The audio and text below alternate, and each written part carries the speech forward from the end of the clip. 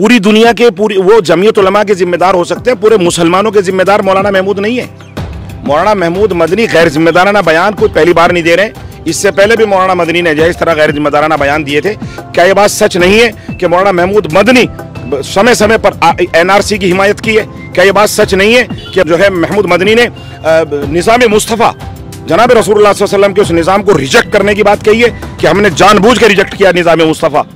क्या ये बात सच नहीं है कि मौलाना महमूद मदनी ने जो है मुसलमानों के दूसरे मुल्क जो है मुतासिरा मुसलमानों को हिंदुस्तान में न आने की धमकी दी है कि नहीं, नो, मुझे कोई कबूल नहीं है?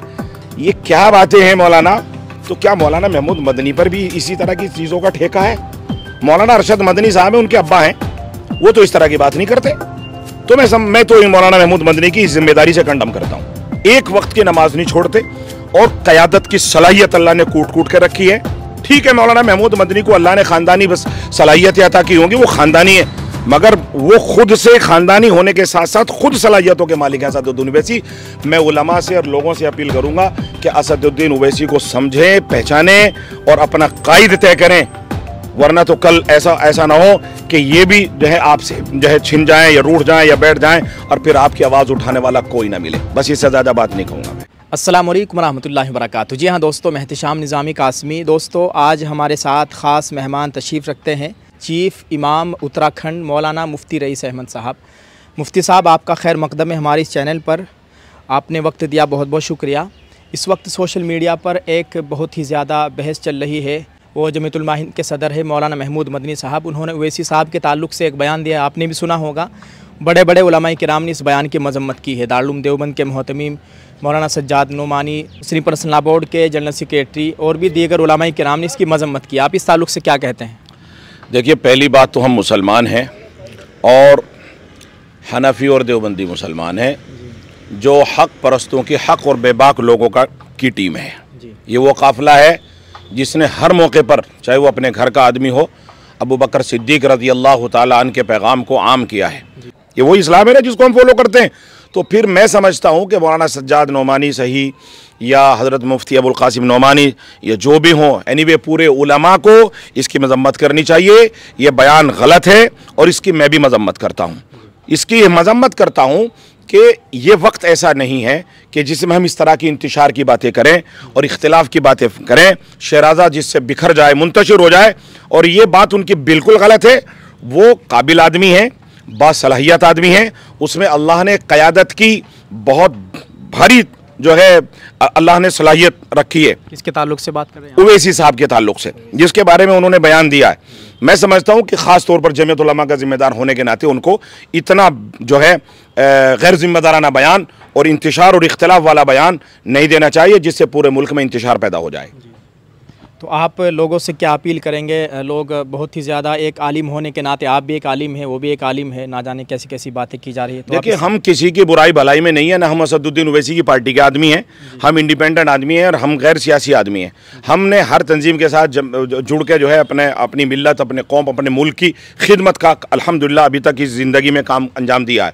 मगर उलमाए हिंद को, उलमाए हक़ को, उलमाए देवबंद को ये तय करना है जो हक़ और बेबाकी और अबू बकर सिद्दीक़, उमर इब्नुल खत्ताब का जो है काफ़िले में शिरकत का जो है दावा करते हैं, समझना चाहिए। वो चाहे मेरा भाई हो, चाहे मेरा बाप हो, या मेरी जमात का जिम्मेदार हो, या कोई भी हो, हमें समझना चाहिए कि अव्वल तो ये बात गैर मुनासिब है महमूद मदनी साहब की कि वो ऐसी बात करते हैं ताल ठोक के जैसे पूरी दुनिया के वही जिम्मेदार हैं। पूरी दुनिया के वो जमीयत उलमा के जिम्मेदार हो सकते हैं, पूरे मुसलमानों के जिम्मेदार मौलाना महमूद नहीं है। मौलाना महमूद मदनी गैर जिम्मेदाराना बयान कोई पहली बार नहीं दे रहे, इससे पहले भी मौलाना मदनी ने इस तरह गैर जिम्मेदाराना बयान दिए थे।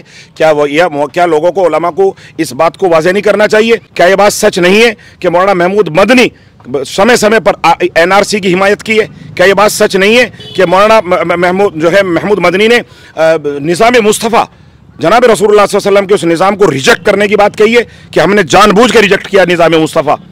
क्या ये बात सच नहीं है कि मौलाना महमूद मदनी ने जो है मुसलमानों के दूसरे मुल्क जो है मुतासिरा मुसलमानों को हिंदुस्तान में न आने की धमकी दी है कि नहीं, नो, मुझे कोई कबूल नहीं है? ये क्या बातें हैं मौलाना? आप इतनी भी, या तो आप खाइफ हैं, या तो आप चापलूसी में हैं, या तो आप किसी के इशारे पर काम कर रहे हैं। मैं समझता हूँ छोटा मुँह और बड़ी बात मैं समझता हूँ कि तमाम उलमा को ये बातें याद होंगी। तो क्या मौलाना महमूद मदनी पर भी इसी तरह की चीज़ों का ठेका है? मौलाना अरशद मदनी साहब हैं, उनके अब्बा हैं, वो तो इस तरह की बात नहीं करते। तो मैं तो मौलाना महमूद मदनी की जिम्मेदारी से कंडम करता हूँ। ओवैसी साहब के ताल्लुक से आपका क्या नज़रिया है?